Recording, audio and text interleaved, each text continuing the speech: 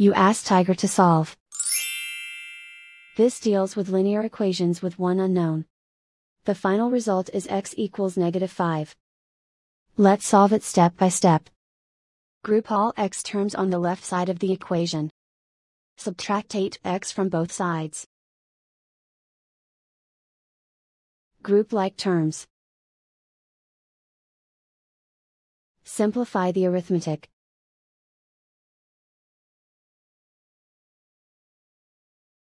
Group all constants on the right side of the equation.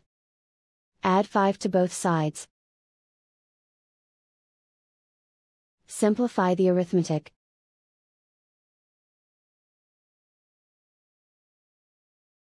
Convert the x into a positive number.